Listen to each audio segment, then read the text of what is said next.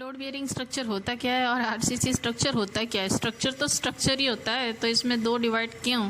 चले बात हम करते हैं कि किसको बोलते हैं आरसीसी स्ट्रक्चर और किसको बोलते हैं frame load bearing structure. RCC frame structure क्या होता है कि आप कॉलम एंड बीम के ऊपर ऐसा एक स्ट्रक्चर तैयार करते हैं जिसके ऊपर स्लैब रेस्ट होता है। ये काम कैसे करता है, जो भी स्लैब पर टोटल लोड आने वाला है वो स्लैब से ट्रांसफ़र होता है बीम के ऊपर, और बीम से ट्रांसफ़र होता है कॉलम के ऊपर, और कॉलम से फिर ट्रांसफ़र होता है वो फाउंडेशन के ऊपर।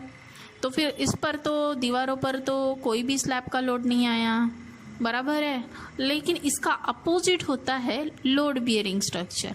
लोड बियरिंग स्ट्रक्चर में क्या हुआ कि आपने सबसे पहले दीवारें जो खड़ी करनी है वो खड़ी करनी है ज़्यादा थिकनेस की, उसके ऊपर आपका स्लैब लोड लेगा। इसमें आपको कॉलम भी नहीं बनाने हैं, ना आपको बीम का स्ट्रक्चर मिलेगा। तो टोटल जो लोड आएगा स्लैब पर जो भी, वो पूरा ट्रांसफ़र होगा दीवारों पर और दीवारों से ट्रांसफ़र होगा फाउंडेशन पे। लेकिन इस बात का ख्याल रखिए, अगर आप दोनों को कंपेयर कर रहे हैं, दोनों की कॉस्ट के हिसाब से कंपेयर कर रहे हैं, व्हाटएवर जैसा भी आप कंपेयर कर रहे हैं, लेकिन आपको सबसे ज़्यादा जो बेस्ट रहेगा वो मैं रिकमेंड करूँगी आरसीसी फ्रेम स्ट्रक्चर। अभी ये जो आरसीसी फ्रेम स्ट्रक्चर है ना, इसमें आप कितनी चाहे मर्जी उतने ऊपर फ्लोर बढ़ा सकते हैं। आपका मतलब कि छोटा एरिया है और आपको वहाँ पे 3 स्टोरी 4 स्टोरी बिल्डिंग बनानी है, बना सकते हैं क्योंकि वो आपका आरसीसी स्ट्रक्चर है।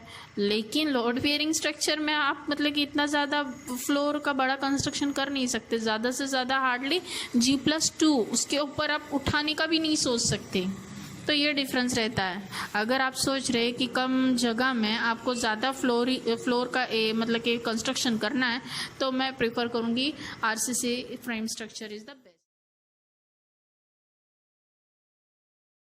होता है ना आरसीसी का बहुत ही सिंपल रहता है, और जो लोड बियरिंग का स्ट्रक्चर रहता है बहुत डिफ़िकल्ट रहता है। इसमें क्या होता है, जो दीवारें होती है ना आरसीसी फ्रेम स्ट्रक्चर में, वो बाद में कंस्ट्रक्ट की जाती है। जब आरसीसी फ्रेम स्ट्रक्चर पूरा तैयार हो चुका है उसके बाद आप दीवारें कभी भी खड़ी कर सकते हैं। लेकिन लोड बियरिंग स्ट्रक्चर में वैसा नहीं होता। लोड बियरिंग स्ट्रक्चर में पहले दीवारें खड़ी करनी पड़ती है, उसके ऊपर फिर स्लैब रेस्ट होता है।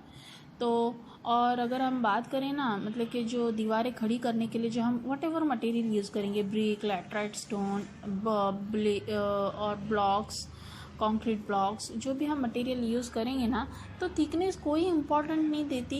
कुछ भी हो आरसीसी में, कोई भी थिकनेस हो, कम से कम थिकनेस हो या ज़्यादा से ज़्यादा थिकनेस हो, ये कोई मैटर नहीं करता। लेकिन जब लोड बियरिंग स्ट्रक्चर डिज़ाइन करते हैं तो जो थिकनेस होती है वॉल की वो ज़्यादा ही होती है।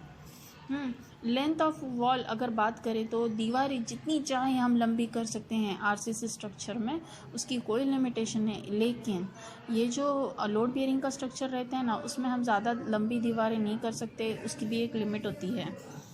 अब बात करेंगे हम कि कंस्ट्रक्शन में जो सॉइल है ना उसकी बात करेंगे।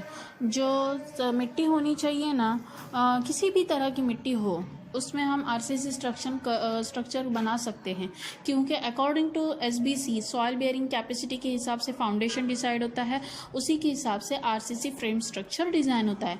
लेकिन जहाँ पे हम लोड बियरिंग स्ट्रक्चर बनाने वाले हैं ना, वहाँ की मिट्टी बहुत मतलब कि हार्ड स्ट्राटा होना चाहिए, स्ट्रांग होनी चाहिए। अभी आप बोलेंगे कि मेरा बजट कम है, चलो हम नरम मिट्टी है उसमें लोड बियरिंग का स्ट्रक्चर बना देंगे, तो ये पॉसिबल नहीं है। आपका स्ट्रक्चर धड़ जैसे नीचे आ जाएगा। और जब भूकंप, अर्थक्वेक वगैरह आते हैं ना, तो फिर क्या होता है, आप आरसीसी स्ट्रक्चर अगर बना चुके हैं तो फिर आपको कोई टेंशन नहीं रहता है। अर्थक्वेक में अच्छी गुड रेजिस्टेंस रहता है ये, लेकिन जो लोड बियरिंग स्ट्रक्चर रहता है उसका पुअर रेजिस्टेंस रहता है।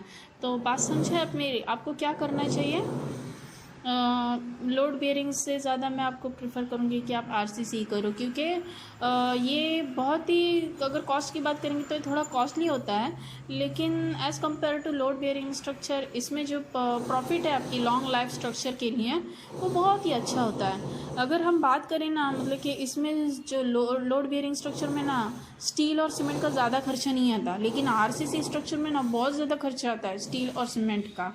और इसमें मतलब कि आप देखेंगे कि जो एक्सकेवेशन भी करना पड़ता है ना, जहाँ जहाँ पे कॉलम आए ना आरसीसी स्ट्रक्चर में, वहीं पे आपको खड्डा मारना है, उस उधर का ही एक्सकेवेशन करना है। यानी कि as compare to load bearing structure आपको कम एक्सकेवेशन करना पड़ेगा।